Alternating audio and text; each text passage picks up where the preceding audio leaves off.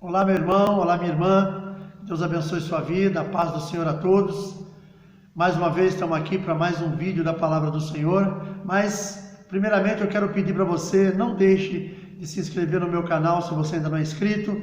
Deixe o seu like, compartilhe também esse vídeo com as suas redes sociais, com seus contatos, que para nós é muito importante.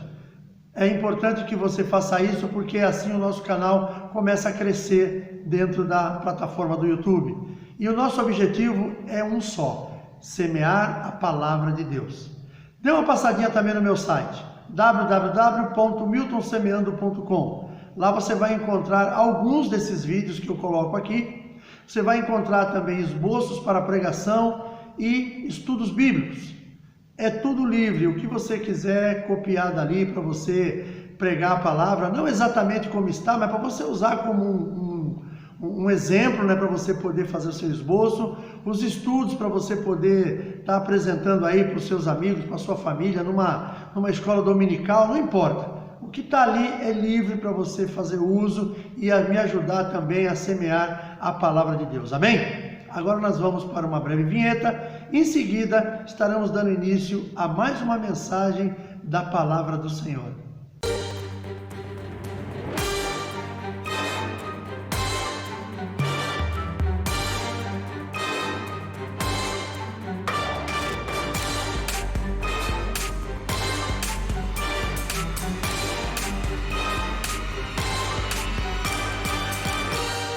Estamos aqui de volta, obrigado por você ter aguardado. Agora eu quero convidar você, se você tiver de posse da sua Bíblia, abra comigo no livro de Êxodo, capítulo 32. Nós vamos ler do verso 1 ao verso 8 e depois nós vamos fazer uma meditação sobre esta palavra. Diz assim a palavra do Senhor: Mas vendo o povo que Moisés tardava em descer do monte, ajuntou o povo a Arão e disse-lhe: Levanta-te, faze-nos deuses que vão adiante de nós, porque quanto a este Moisés, a este homem que nos tirou da terra do Egito, não sabemos o que lhe sucedeu. E Arão lhes disse: Arrancai os pendentes de ouro que estão nas orelhas de vossas mulheres e de vossos filhos e de vossas filhas e trazei-mos. Então todo o povo arrancou os pendentes de ouro que estavam nas suas orelhas e os trouxeram a Arão. E ele os tomou nas suas mãos e formou o ouro com um buril e fez dele um bezerro de fundição. Então disseram: Estes são teus deuses, ó Israel, que te tiraram da terra do Egito. E Arão, vendo isto, edificou um altar diante dele. E Arão apregoou e disse: Amanhã será festa ao Senhor. E no dia seguinte madrugaram e ofereceram holocaustos e trouxeram ofertas pacíficas. E o povo assentou-se a comer e a beber, depois levantaram-se a folgar. Então disse o Senhor a Moisés: Vai, desce, porque o teu povo que fizeste subir do Egito se tem corrompido, e depressa se tem desviado do caminho que eu lhes tinha ordenado. Fizeram para si um bezerro de fundição, e perante ele se inclinaram e sacrificaram-lhe e disseram: Estes são os teus deuses, ó Israel, que te tiraram da terra do Egito. Queridos, aqui é uma pequena passagem, uma curta passagem daquilo que nós vimos no livro de Êxodo, que mostra, né, quando o povo saiu do Egito depois dos 400 anos de cativeiro. Então aquele povo ficou 400 anos preso naquele lugar, sendo escravo, sofrendo humilhações, sofrendo chibata, vamos dizer assim, agressões, porque eles trabalhavam debaixo da escravidão mesmo. E aí eu queria só lembrar um pouquinho, aquele povo, de certa forma, eles, durante aqueles 400 anos, aqueles que foram nascendo no cativeiro, foram se acostumando com aquilo. O ser humano, ele tem uma facilidade muito grande de adaptação. Apesar de ser coisas ruins, ele se adapta também. Eu lembro que eu li uma vez uma matéria, muito tempo atrás, em 1888, aqui no Brasil, foi assinado pela princesa Isabel a Lei Áurea. Essa Lei Áurea é a lei que abolia toda a escravatura no nosso país. Então o Brasil, que foi um país que durante muitos anos viveu com escravos aqui que eram trazidos da África, eram trazidos de lá como escravos e colocados aqui. Os homens, os fazendeiros, usavam essas pessoas, naturalmente eles pagavam para comprar essas pessoas e depois usavam essas pessoas gratuitamente, só mesmo com alimentação, que devia ser uma coisa muito básica, e um lugar para essas pessoas dormirem. E essas pessoas viviam debaixo de chibatas. Eles escolhiam os escravos melhores e colocavam na casa da fazenda, escolhiam as escravas melhores, muitas vezes até para eles mesmos, aonde muitas vezes eles usavam essas escravas como mulheres para seu uso pessoal, vamos dizer assim. Normalmente as mais bonitas, as mais, vamos dizer assim, as mais de uma aparência melhor. E aquele povo viveu durante muitos anos aqui no nosso país. Filhos foram nascendo, foram crescendo. Havia uma coisa muito curiosa aqui: haviam escravos que eram, por causa do seu porte físico, eles eram reprodutores. Eles eram aqueles escravos que eram separados para gerar outros filhos, para gerar outros escravos que eram seus filhos, que nasciam aqui no Brasil. Só que quando chegou no ano de 1888, não tenho bem certeza, acho que foi isso, 13 de maio de 1888, a princesa Isabel, ela fez uma lei chamada Lei Áurea, que é a lei da libertação dos escravos. Agora, a coisa mais curiosa que aconteceu é que muitos escravos daqueles não quiseram ir embora. Muitos, ou talvez uma grande maioria deles, eles preferiram permanecer onde eles estavam. Por quê? Eles estavam condicionados àquilo. Aquilo foi pessoas que nasceram no cativeiro. É como você hoje, por exemplo, nós temos muitos pássaros no nosso país, nós temos uma riqueza muito grande na ornitologia do nosso país. Só que nós temos também uma coisa que algumas pessoas têm por hobby, que é criar passarinhos em gaiolas. E esses pássaros são criados em gaiolas, eles são condicionados àquilo. Nós vemos, por exemplo, que aqueles filhos desses pássaros, filhotes que nasceram já no cativeiro, se soltar eles na natureza, eles vão morrer. Eles não conseguem sobreviver. E é muito comum isso no meio dos pássaros. E é comum, acho que com todo ser vivo. E com o homem não era diferente. O homem, quando ele foi libertado aqui no Brasil, no ano de 1888, em 13 de maio, pela Lei Áurea, assinada pela princesa Isabel, aqueles homens também tinham esse problema de não querer sair do lugar onde eles estavam. Por quê? Eles vão para onde?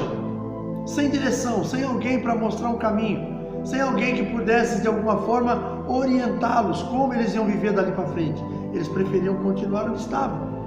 E aquele povo que estava lá cativo no Egito, aquele povo que entrou através de José 400 anos atrás, quando teve aquela grande fome, José foi levantado por Deus para que aquela fome fosse sanada, para que o Egito pudesse ser aquele país que foi, de alguma forma, ajudou as outras nações a não morrerem de fome, através de José.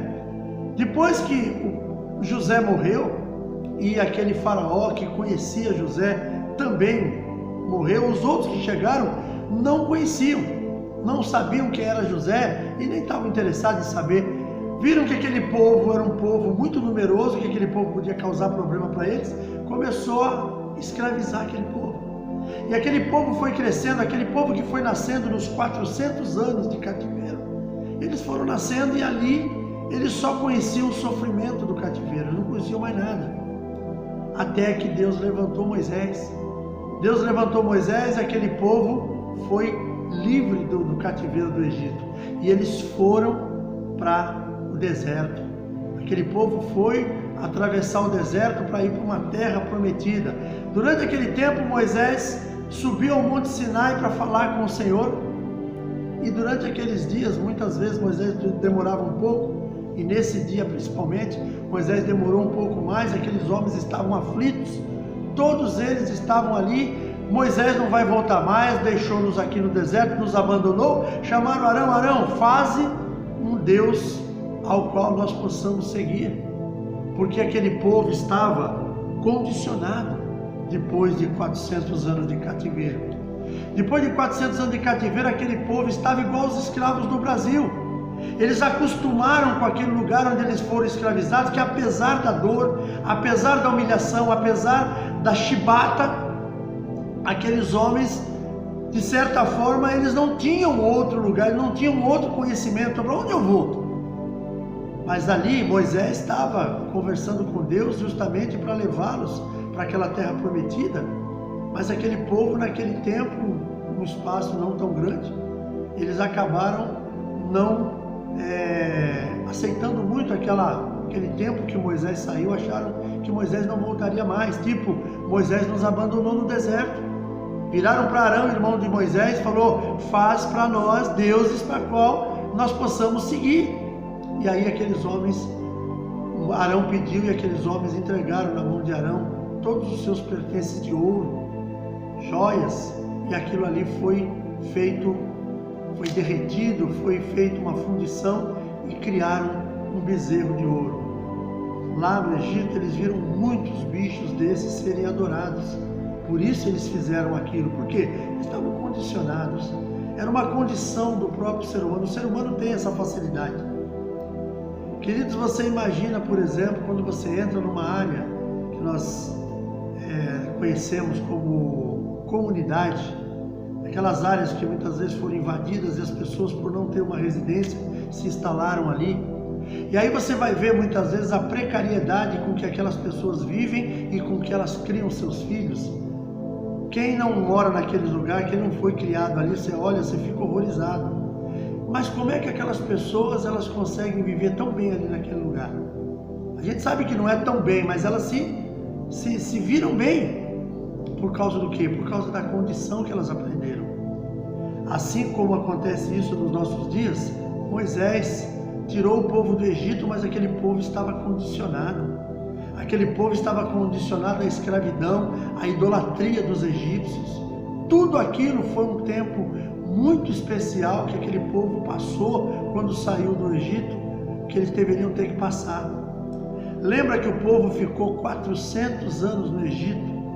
E depois, quando eles saíram, chegou aquele momento que eles foram verificar a terra prometida, e eles voltaram com uma conversa que realmente a terra era boa, e que aquela terra realmente manava leite e mel, porém, essa terra tem gigantes.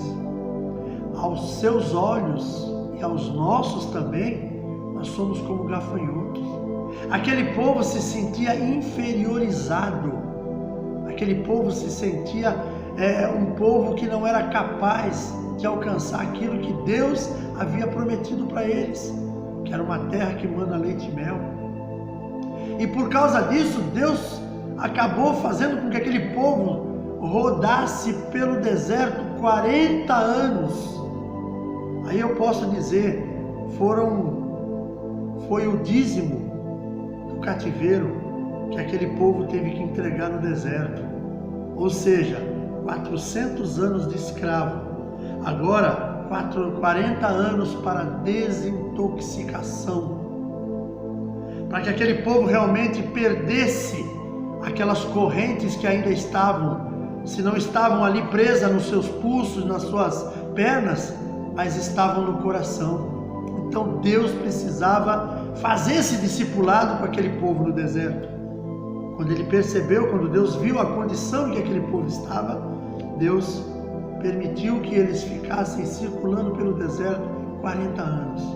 Foram 40 anos em que eles não perderam nada, eles só ganharam. Foram 40 anos em que não faltou comida, não faltou água, não faltou alimento, não faltou vestimenta. Deus foi de alguma forma instruindo Moisés, e Moisés distribuindo aquilo entre as tribos de Israel. Determinou os levitas para serem aqueles que tomariam conta do tabernáculo. Cada uma das tribos haveriam se posicionando ali, haveriam sacrifícios. Deus viria falar com Moisés, Moisés traria para o povo a palavra de Deus, e aquilo que o povo fazia de errado era trazido o sacrifício. Ou seja, foram 40 anos. Durante o dia, uma coluna de fumaça protegia do sol. Durante a noite, durante o dia uma coluna de nuvem protegia do sol, durante a noite uma coluna de fogo protegia do frio e dos bichos peçonhentos que há no deserto, e aquele povo ficou 40 anos andando naquele lugar, e Deus ensinando aquele povo o que deveria de fazer. Hoje, quando falamos em colaboração para algum projeto na igreja, poucos se habilitam. Mas vejo que aquele povo se dispôs de seus pertences, ouro no caso, para fundir um bezerro de ouro quando eles estavam no deserto. Hoje, quando nós falamos no assunto colaboração na igreja, não é uma coisa muito fácil de digerir. As pessoas não entendem muito bem. Mas nós vemos, por exemplo, aquele povo que estava no deserto, quando Arão falou: tire os seus pingentes de ouro que nós vamos construir, nós vamos fundir este Deus ao qual nós vamos adorar e seguir. Todo mundo se predispôs a fazer aquilo. Por isso a palavra de Deus diz lá no Novo Testamento que como é que se diz? Que o ímpio ele é muito mais precavido do que o homem de Deus, sabe? Ele é muito mais precavido nas coisas que ele faz. Ele pensa, mesmo que seja o errado, mas ele não se fecha para não atender uma determinada chamada. Queridos, eu estava vindo numa madrugada, eu vinha da festa de aniversário de um amigo, de um irmão, lá numa cidade vizinha nossa daqui, e nessa época não tinha ainda o VLT aqui na nossa região, a gente cruzava em alguns lugares aqui na ferrovia, e eu estou vindo na madrugada, eu e minha esposa, aniversário do meu irmão na fé, lá em Cubatão, e saí de lá da casa desse moço já quase 1h da manhã. Estou voltando para casa num sábado, já era um domingo, estava voltando, que eu ia dormir, quando fosse 8 horas eu levantaria, que eu ia para a igreja, que eu tinha escola dominical, eu não era pastor naquele tempo. E quando eu vim passando, chegando aqui próximo de casa, que eu fui cruzar a linha do trem, eu olhei de um dos lados que eu vi um movimento, eu estranhei, e eu parei, passei devagarzinho assim, dei uma olhada. Eram alguns irmãos aí da fé espírita, que estavam ali fazendo alguns despachos ali na linha do trem. Estava um grupo muito grande de pessoas vestidos de branco, com velas nas mãos, estavam trazendo ali as oferendas deles. O que eu achei incrível era o horário, que já era próximo das 2h da manhã, e estava um frio terrível. Eu vi com os vidros do meu carro fechados. Quando eu vi aquilo, eu bati os olhos, até que a distância, eu não fui lá perto para ver, mas eu percebi, devia ter ali pelo menos umas 20 pessoas. E aquelas pessoas estavam trazendo oferendas, aquilo que eles acreditam, ali na linha do trem. E aquilo ali me chamou a atenção, porque eu falei, poxa, a gente marca uma vigília na igreja, vem tão pouca gente. Todo mundo tem compromisso, ninguém pode ficar até depois da meia-noite. E normalmente vigília já começa tarde, já começa 10, 11 horas da noite e vai até, muitas delas, até de manhã. Eu teve um tempo nessa igreja onde eu congreguei, nós tínhamos umas vigílias que a gente fazia uma vez cada mês, uma vez cada 2 meses, que eram muito boas. Tinha bastante gente, mas não é comum isso aí. E a gente sabe que não é. Mas a gente vê, por exemplo, que o ímpio, ele se dispõe melhor a fazer essas coisas. E o povo de Deus nem sempre é assim. Agora, eu queria trazer também, focado nessa mesma palavra, voltando agora para a questão do bezerro de ouro, quais são os bezerros de ouro que nós temos adorado nos dias atuais? Infelizmente existem muitos bezerros de ouro que nós estamos adorando, que o povo está adorando nesses dias. E agora quando eu falo, eu não estou falando do ímpio mais, agora eu estou falando do crente. Eu estou falando do homem e da mulher que um dia levantou as suas mãos na igreja quando foi feito um apelo, aceitaram Jesus, fizeram um discipulado, aprenderam a palavra de Deus, frequentam uma igreja, foram batizados, tomam ceia, estão vendo que tem pessoas chegando na igreja que precisam ser ensinadas, que precisam ser acompanhadas, e muitas vezes a gente não acompanha essas pessoas. Muitas vezes não damos a devida atenção para aqueles que chegaram, como um dia nós também chegamos.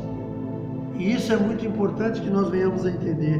Muitas vezes, no tempo de hoje, adoramos deuses feitos de ouro, deuses que nós adorávamos lá fora no mundo, aprendemos a adorar lá fora no mundo, e quando viemos para a igreja, não conseguimos tirá-los da nossa vida. Você quer ver um deles, que é muito comum a gente ver hoje? Uma coisa da qual eu gosto, confesso aos irmãos que eu gosto, eu sou apaixonado por futebol, sou torcedor. Hoje eu não me dou mais o direito de jogar futebol, porque eu perdi muito aquele pique que tinha. Hoje, a minha idade, eu prefiro ficar só assistindo. Mas eu acho, por exemplo, que o futebol ele é muito importante para nós como um esporte para a gente praticar, mas ele não pode ser um bezerro de ouro na minha vida. Eu não posso deixar, por exemplo, de estar na igreja adorando ao Senhor porque o time que eu torço está jogando. Eu não posso estar num campo de futebol assistindo uma final, ou seja lá qual for o dia, se a igreja em que eu faço parte está tendo culto e eu preciso estar lá para adorar o Senhor.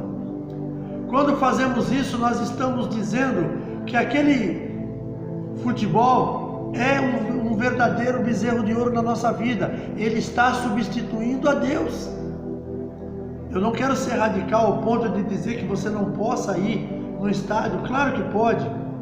De repente, você vai marcar um futebol com os amigos para assistir um jogo do seu time, e o seu time de futebol é numa cidade distante, onde você vai, e não vai dar tempo de você voltar para o culto naquele dia. Veja bem, você está errado em fazer isso? Não está, não estou dizendo isso. Mas isso não pode se tornar uma constante na sua vida. Isso não pode se tornar uma regra. Por exemplo, eu tenho um amigo, há muitos anos atrás eu escutei ele falar isso. Eu convidei ele para participar de um culto na nossa igreja. Ele não é crente. E quando eu falei o dia, que era quinta-feira, aí ele falou: não, esse é o dia do meu futebol e eu não abro mão por nada. Você pensa, por exemplo, isso aí partindo de uma pessoa que é crente. Acontece também. Então nós temos que tomar um cuidado imenso com os tipos de bezerros que chegam à nossa frente e que, se deixar, muitas vezes nós vamos adorá-lo no lugar de adorar a Deus. Então nós temos que tomar um cuidado extremo com tudo isso. Eu estou falando do futebol porque é uma coisa muito comum, muito popular. E não estou aqui de forma nenhuma dizendo que nós não podemos gostar de futebol, torcer e participar, inclusive, nos campos de futebol. Hoje não está sendo permitido por causa da pandemia, mas amanhã, se tiver oportunidade, você gosta de futebol, você quer ir conhecer um estádio, se você ainda não foi, ou se você tem o hábito de ir, vá, não tem problema. Se de repente aquele dia for um dia de culto e você não pôde estar no culto, com certeza Deus não vai te condenar por causa disso, mas não torne aquilo uma regra. De repente, todos os domingos tem jogo do seu time numa cidade e na outra, e você deixa de ir para a igreja adorar a Deus por causa daquele futebol. Aí você vai estar cometendo um erro. Você vai estar dando prioridade ao futebol e não a Deus. E aí ele vai se tornar um bezerro na sua vida, na minha, na de qualquer um. Uma outra situação também: meu carro não é para carregar ninguém. É um bezerro na vida das pessoas. Tem pessoas que ela tem um carro, ela vai para a igreja com a sua família, claro, é o óbvio. Mas é uma pessoa, por exemplo, que ela sabe muitas vezes de um irmão que mora no caminho, que muitas vezes tem dificuldade para chegar na igreja, e ela poderia pegar esse irmão e levar. Mas não, meu carro é só para minha família, meu carro não é para estar carregando, meu carro não é Uber, meu carro não é lotação. E a pessoa torna aquele carro bezerro de ouro na vida dela. Ela acaba idolatrando aquele instrumento que Deus permitiu comprar e que amanhã vai se acabar. Você vai ter que substituir por outro. Você vai ter que comprar, e louvado seja Deus se você puder comprar um melhor. Que você sempre tenha um melhor na sua casa ali. Eu tenho um carro na minha porta que serve à minha família, mas também serve à igreja, serve aos meus irmãos. Eu tenho buscado pessoas que eu sei da dificuldade para vir para os cultos, eu vou buscar. Se uma pessoa dessa precisa, talvez, não para vir para o culto, mas, poxa, eu vou precisar ir num médico em São Paulo, ou em Santos, ou no Guarujá, eu não tenho condições de ir de lotação, dá para você me ajudar? Com certeza eu vou me programar para ajudar essa pessoa. Por quê? Porque o meu carro, ele é um instrumento de Deus, ele não é um bezerro de ouro para ser adorado. E adorar somente a Deus. Uma outra coisa também, meu dinheiro é sagrado, eu sou muito, eu tenho que suar muito para ganhar, eu não vou sair investindo meu dinheiro em qualquer coisa. Aí as pessoas têm oportunidades de abençoar a igreja onde ela congrega e ela fala, não, tem quem faça, eu não vou participar disso. Claro que se a pessoa não tem condições, ela não tem que fazer nenhum tipo de sacrifício.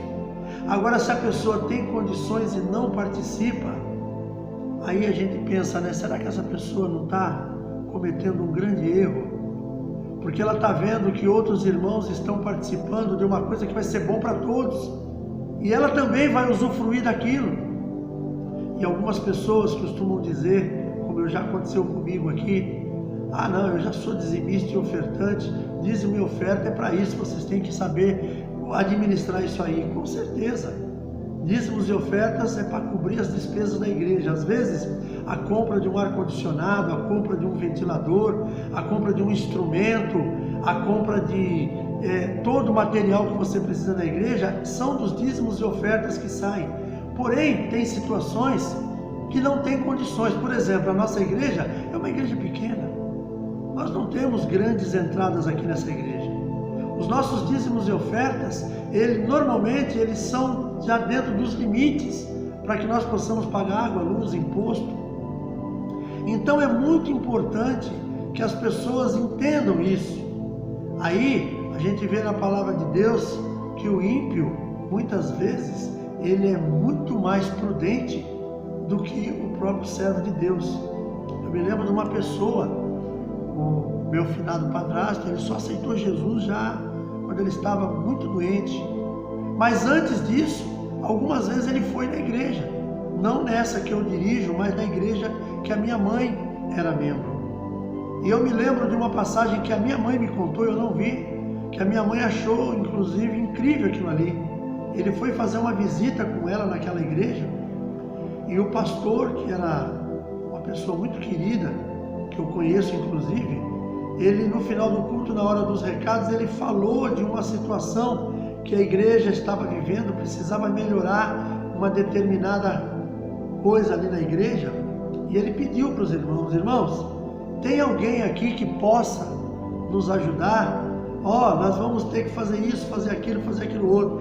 Os irmãos sabem que dízimos e ofertas, eles já têm compromissos determinados. A gente precisa agora fazer também isso aqui. Então eu preciso que os irmãos, aquele que puder, por favor, contribua. É muito importante, porque vai ser bom para todos nós. Ninguém se manifestou. E o meu finado padrasto estava lá com a minha mãe. Quando terminou, ele viu que ninguém se manifestou, ele procurou o pastor. E foi lá e perguntou, pastor, o que o senhor precisa? Eu preciso disso, disso e disso. Ele falou, olha, não se preocupa, eu vou comprar e vou doar para a igreja. O cidadão falou, o pastor falou, não, mas o senhor, não se preocupe, eu estou recebendo agora, não é um valor muito alto, com certeza eu tenho um dinheirinho guardado, eu vou doar isso para a igreja. E o meu padrasto foi, comprou o material que precisava, doou para a igreja com coração voluntário. E muitas vezes o homem e a mulher de Deus que estão ali, que conhecem a palavra de Deus, que conhecem os benefícios do Senhor, as bênçãos que Deus traz sobre a vida das famílias, essas pessoas muitas vezes elas se fecham nessas horas. O dinheiro dela acaba sendo um bezerro de ouro, porque ela idolatra. Eu não estou dizendo que a pessoa tem que tirar do seu sustento para mandar para a igreja, não. O que você tem, que é compromisso, que está dentro da palavra de Deus, é o dízimo e a semeadura, que é a oferta. Você não tem que tirar mais um centavo se você não tem esse interesse. Se você não quer, você não é obrigado a fazer mais nada disso. Mas pense, nós somos comissionados pelo Senhor para cuidar da obra dele. Então precisamos muitas vezes fazer algum sacrifício e muitas vezes temos até essa condição, porém transformamos as nossas finanças num bezerro de ouro. E na hora que mais a igreja precisa, as pessoas que poderiam contribuir, elas não contribuem. Então, queridos, cuidado com os bezerros de ouro que aparecem nas nossas vidas. Não tenho célula para não sujar a minha casa. Eu não tenho uma célula na minha casa porque eu não quero ninguém sentado no meu sofá que é novo, eu não quero ninguém entrando com o pé sujo, pisando no meu tapete. Me perdoa pela forma que eu estou me expressando, mas é isso que acontece com muita gente. As pessoas muitas vezes são membros de um ministério, elas querem a bênção de Deus, mas elas não conseguem abençoar ninguém. E essas pessoas muitas vezes elas poderiam ter uma célula ricamente abençoada na sua casa, uma célula que haveria de receber vidas que seriam salvas, mas essas pessoas não aceitam ter uma célula em casa, porque elas não aceitam que ninguém venha sentar no seu sofá novo, que ninguém venha pisar no seu tapete limpo, que ninguém venha trazer contaminação para dentro da sua casa. Isso é triste, mas é uma realidade. Nós somos um ministério que é um ministério de células. E o ministério tem muitas células. Nós sabemos que a maioria das células do nosso ministério são em casas humildes, são em casas de pessoas que vivem de um salário mínimo, pessoas que não têm luxo, pessoas que não têm riquezas, pessoas que vivem de uma forma realmente debaixo da graça do Senhor. E às vezes aqueles que têm poder aquisitivo, que poderiam ter uma célula na sua casa, às vezes num apartamento, não estou dizendo que são todos, muitos têm, mas tem muitos que poderiam, mas não aceitam, porque eles não querem bagunça na sua casa. Queridos, acaba se tornando um bezerro de ouro na vida dessa pessoa. Uma pessoa dessa perde de ser abençoada por Deus. Ela não vai perder salvação por causa disso, mas ela vai ter um galardão mínimo. Por quê? Porque ela abre mão das coisas divinas para proteger as coisas deste mundo. O teu sofá, meu irmão, vai ficar aí quando você partir.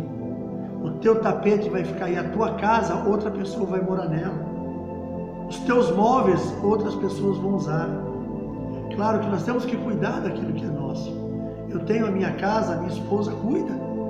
Nós cuidamos daquilo que nos pertence, daquilo que nós conquistamos através do trabalho que Deus permitiu, e naturalmente nós vamos zelar por aquilo, mas nós não podemos transformar aquilo ali num bezerro de ouro. Bezerro de ouro aconteceu lá no deserto, e Deus viu que aquele deserto, que aquele povo precisava realmente continuar naquele lugar, e continuou por 40 anos. Toda aquela geração foi dizimada no deserto. Os únicos que entraram na terra prometida foram Josué e Caleb, que foram os únicos dois que, quando tiveram examinando a terra, viram que a terra era boa e chamaram o povo: vamos tomar, esta terra é nossa, Deus prometeu. E aqueles outros 10 príncipes não concordaram, e aqueles homens andaram no deserto por 40 anos, fizeram aquele discipulado com Deus. Aquela essência do bezerro de ouro que estava sobre eles, daquilo que eles aprenderam no Egito como idolatria, precisava ser tirado. E será que nós vamos ter que viver isso novamente hoje? Estamos hoje vivendo um tempo muito difícil, tempo da pandemia, e queremos que o povo volte para a igreja. Com certeza o povo vai voltar, está um pouco difícil, mas eu peço em nome de Jesus que esse bezerro de ouro que aconteceu lá no Velho Testamento, e que muitos deles ainda estão hoje surgindo na vida dos meus irmãos de uma forma diferente. Não é um bezerro, não é uma peça feita de ouro, mas é um instrumento de idolatria. Que isso possa ser colocado por terra no nome de Jesus. Meu irmão, pensa que você é um servo do Senhor e Deus tem coisas maravilhosas para você quando você partir daqui. Não fique adorando aquilo que você conquistou através do seu trabalho. Usufrua, faça daquilo ali realmente um momento de alegria, de você ser feliz por você ter conquistado, mas não transforme aquilo num bezerro de ouro. Queridos, eu quero orar com você nesse momento, e depois nós vamos às nossas considerações finais. Feche seus olhos. Pai querido, em nome de Jesus, te louvamos e te adoramos, Senhor, neste dia. Obrigado, Pai. Obrigado pelo teu imenso amor, pela tua graça, pela manifestação da tua glória nas nossas vidas. Te agradecemos, ó Deus, por tudo aquilo que o Senhor tem realizado em nosso meio. Te louvo pela tua grandeza, majestade e poder. Manifesta o teu amor, Senhor, em nossas vidas. Derrama sobre nós a tua santa presença. Não permita, Senhor, que nós venhamos criar bezerros de ouro no nosso tempo. Que nós possamos realmente adorar ao Senhor em todo o tempo. E que tudo aquilo, Senhor, que seria um instrumento de idolatria, que nós possamos abandonar. Que nós venhamos priorizar a tua palavra, priorizar a adoração ao Senhor. E que tudo na nossa vida, Senhor, seja para a glória do teu nome. Obrigado, meu Deus, por cada vida que está assistindo este vídeo agora. Obrigado por cada família, Senhor, e que em nome de Jesus a bênção do Senhor seja sobre cada um deles. Converte o coração daqueles que ainda não entenderam o que é viver ao seu lado. Converte o coração daqueles que já estão caminhando contigo, mas ainda existem muitas fortalezas que estão impedindo a bênção do Senhor em suas vidas. Que a tua paz, o teu poder sejam derramados sobre cada um de nós. É o que eu te peço, Senhor, neste dia, e já te agradeço em nome de Jesus. Amém. Glória a Deus, meu querido, que Deus abençoe sua vida. Não esquece de deixar o seu like, não esquece de compartilhar este vídeo com as suas redes sociais. Um grande beijo e até o próximo vídeo, se assim o nosso Deus permitir.